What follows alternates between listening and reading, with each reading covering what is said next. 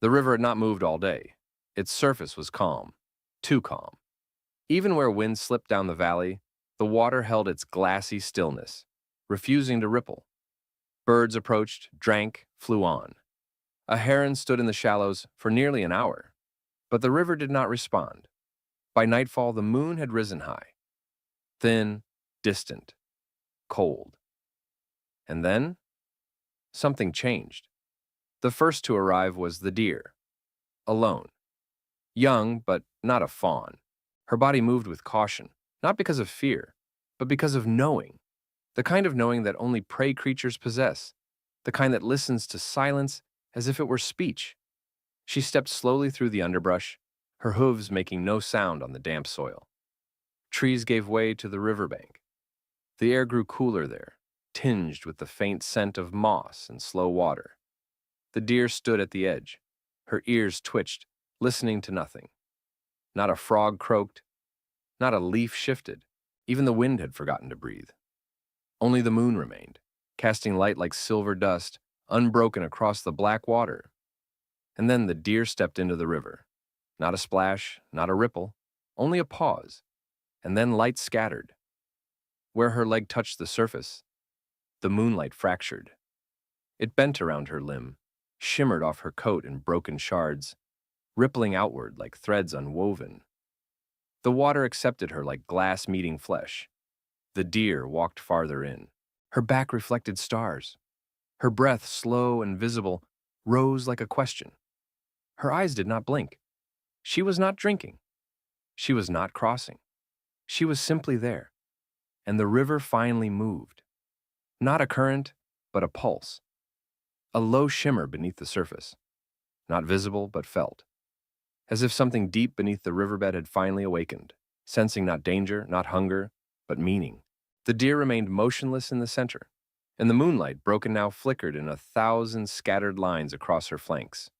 The water wrapped around her legs, but did not rise. It held her, and the forest did not interrupt. This moment did not belong to time. It belonged to something older, something watching and remembering. The second night came colder. The clouds had cleared, leaving the sky wide open, a black canvas dusted with stars. The moon was higher than before, fuller, brighter, like a great white eye observing the forest from far above. The river again lay still. No wind, no insects. Only the quiet hush of frost gathering on leaves. And from the slope beyond the reeds, another deer emerged. This one was older, a young buck, antlers just beginning to branch. His steps were heavier than the doe's had been, more certain. But he paused often, sniffing the air, ears flicking toward every faint sound that wasn't there. He walked slowly toward the river's edge, the way deer always do, cautiously, with the knowledge that water is both life and trap. He leaned forward to drink. That was when he saw the reflection. At first, it seemed normal. His body mirrored cleanly in the still surface. Muscular shoulders, lean neck, the frost-touched outline of velveted antlers. But there was no head. The water showed everything from his chest downward. But where his face should have been, there was only ripple. No mouth, no eyes. Just emptiness, distorting the moonlight in nervous rings. The buck pulled back, startled. Behind him, nothing moved. The forest remained silent. No danger, no predator.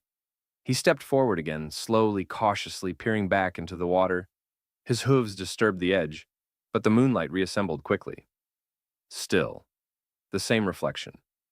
Torso, legs, body, but no head. Not erased, simply missing as if it had never existed to begin with. The buck backed away, then circled. He approached the river from a new angle, through a split in the stones. The water was glass again. He leaned forward a second time. And once again, the head was gone. This time he didn't startle. He simply stood there, eyes fixed on the silent river, breath heavy in the cold.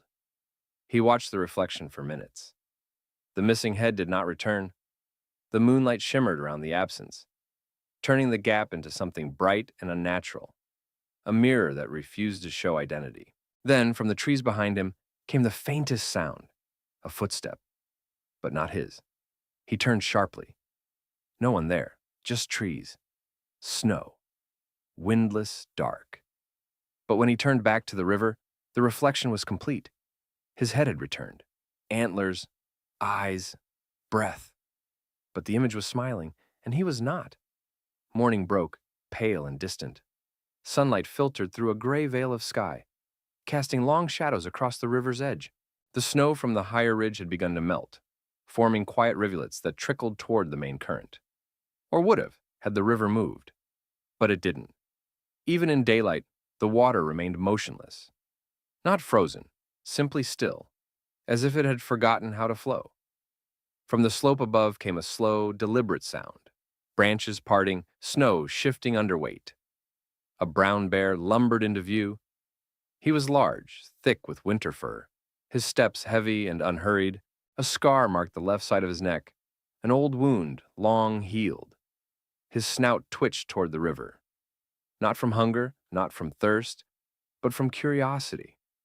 This wasn't his first time here. He'd crossed this stretch of water many times during other seasons. When salmon darted beneath the surface, when frogs croaked from wet reeds. He remembered that sound, that movement. But today, none of it. The river was flat, silent, watchful. He grunted low in his chest and moved to the bank. His eyes scanned the water for fish. Nothing. Not even a shadow.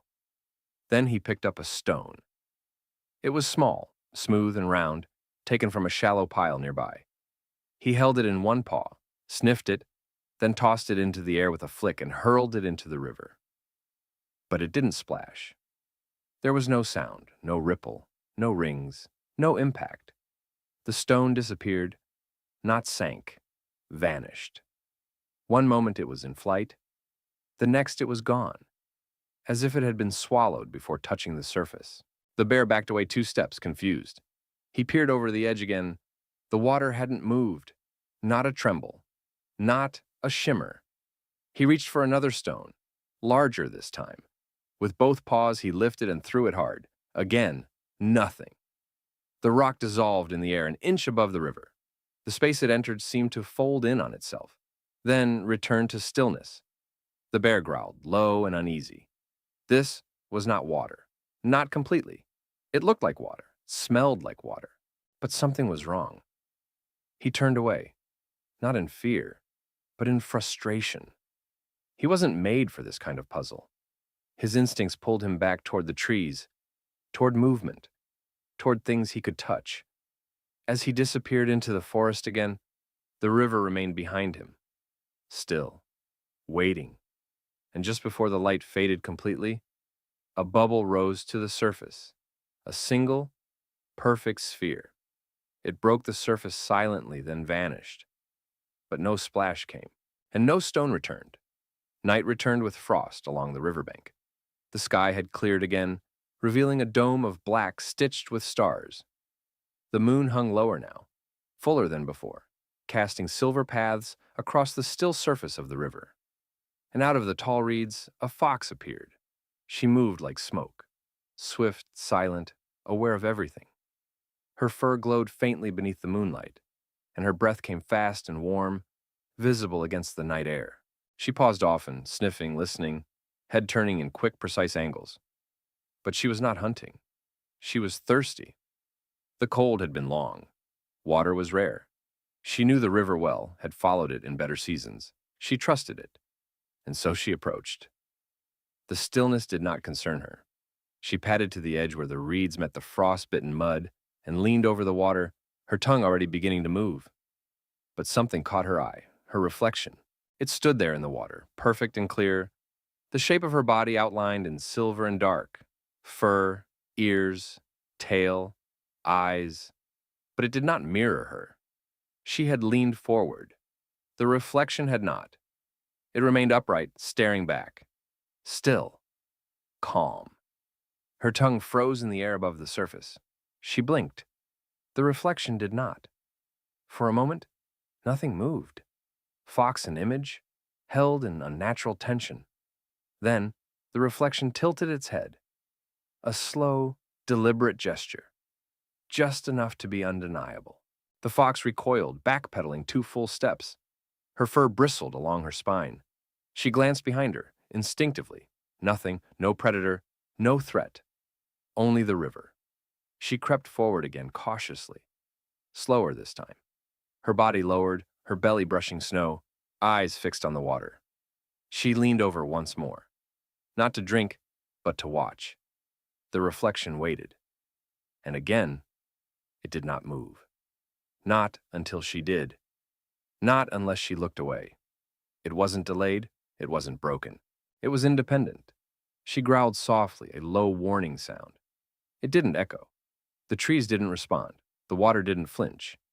And then, the reflection took a step forward. Into the river. The fox did not. The image in the water moved across the silver path toward her, walking as if on land. No ripples, no sound. Just approaching. The fox turned and ran, not wildly, not in panic, but with certainty. She didn't stop until the trees swallowed her, and the river, perfectly still. Only the moonlight remained, scattered in broken lines where no footsteps had ever touched the surface. And yet, something had walked. The morning was colder than any before. The trees stood rimed with hoarfrost, every branch outlined in white. The ground cracked under the weight of even the smallest paw. Frost hung in the air like smoke. The river, too, had taken on a strange glow, a dull blue sheen beneath a crust of brittle ice. It should have been frozen solid, but it wasn't. At the center of the river, perfectly round and smooth-edged, a hole had appeared. No cracking ice, no broken edges, no debris. Just a circle, nearly a meter wide, where the water remained dark and open. It didn't steam, it didn't bubble, but it was warm, warmer than the air, warmer than the season. A raven landed on a branch above it, tilted its head and watched. But it did not descend. No bird did. The forest around the river remained quiet, even as morning light filtered down through the trees. Nothing moved, no deer, no fox, no bear. But the hole stayed open. A few dry leaves carried by wind drifted over it. They circled slowly, caught in some current unseen from above. None of them sank. None floated away. They simply orbited gently, as though trapped by something just beneath the surface. By midday, the sky turned overcast again. A thin snow began to fall. Flakes landed on the river's icy surface and stayed, but not on the circle. There, the flakes vanished instantly, not melted with heat, but swallowed in silence. Then something moved beneath. A shadow. No shape, no body, just the absence of light. A suggestion of mass. It passed under the hole once, then again and again. Whatever it was, it left no ripple. The surface never stirred, but birds stopped flying over the river altogether, and not a single animal approached that day. But by nightfall, and when the moon returned to lay its fractured light across the valley, the hole in the ice began to close. Not freeze, close. The way an eye shuts when it's done watching. The 6th night came without wind. The trees stood completely still. The river, returned to its glass-like silence, no longer bore the strange circle from the morning before. The ice had smoothed itself, unnaturally perfect, like it had healed. And then, through the trees, the moose appeared. He was young, not a full bull, but large already. Antlers wide, body powerful. His coat was matted with frost, and chunks of snow clung to his back and shoulders from pushing through deeper drifts. He paused at the tree line. His breath plumed in the freezing air. The ground beneath his hooves creaked softly, but he showed no fear. Something in the river, some memory or instinct, had pulled him here. He moved forward slowly. Snow-laden branches brushed against his sides. His hooves pressed into the icy ground, but no marks were left behind. Not crushed snow, not broken twigs, not even displaced frost. He crossed the riverbank and walked onto the ice. It should have cracked. It did not. He was too heavy to walk that surface. Yet it held. Step by step, he moved across the river's center, toward the spot where the circular opening had been. The ice shimmered faintly beneath him, reflecting stars that weren't visible in the sky. Snow still clung to his body, frozen along his spine and flanks, but none of it fell. Each movement was strong, deliberate, yet nothing shook loose. No flake, no frost, as if the snow no longer obeyed gravity while resting on him. At the river's center, he stopped. His body rose like a monolith from the stillness. Moonlight wrapped along his shoulders, his antlers, his breath. For several minutes, he stood there, facing nothing in particular. And then he turned, crossed back the way he came, reached the shore, walked into the forest again. But the ground behind him remained untouched. No hoofprints, no broken grass, not even a dent in the snow, as if he had never been there. Only the faint steam rising from his trail said otherwise. A mist that hung for just a moment, then drifted apart and vanished. The final night was windless and sharp. Frost had sealed the valley in silence once more, but not the same silence as before. This was not absence. It was anticipation, as though the forest, the river, the air itself had been holding a long breath for 7 nights. And now, it was ready to exhale. The stars were dim behind a thin veil of cloud, but the moon still shone, wide, silver, unblinking. And once again from the pines, the young doe returned. Her steps were calm, not hesitant, not driven by thirst. She moved like she knew what waited for her. The reeds bent aside without sound. Frost clung to her legs, but she carried it lightly. No other animals stirred, not even the owls called tonight. She reached the river's edge, and the very same place she had stood on the first night, and paused. The water was still, the ice unbroken, the reflection below perfect. But this time, as she stepped forward, the moonlight did not break. It didn't scatter or shatter. It didn't bend or ripple. It stayed whole. Each leg she placed into the river passed through the surface cleanly, without resistance. The water accepted her without warping light. The moonlight, instead of dancing away, seemed to follow her, gliding across her back, down her flanks, and then beneath the surface. The river, which had spent nights refusing touch, ignoring wind, defying physics, now responded. The moonlight moved like a stream inside the stream, flowing downward with the deer as she stepped deeper. Her breath was steady. Her eyes didn't blink. And then she paused, chest deep in water. Her body gleamed like it was made of the moon itself. For a moment, the forest seemed to lean closer, and without splash, without ripple, she took one last step and disappeared beneath the surface. Gone. No rings, only silence. But the moonlight remained, visible under the water, slowly drifting deeper, as though searching. Not for her, but for whatever had been waiting all along. The surface did not freeze, the river did not stir, but the light never came back, and the forest at last released its breath.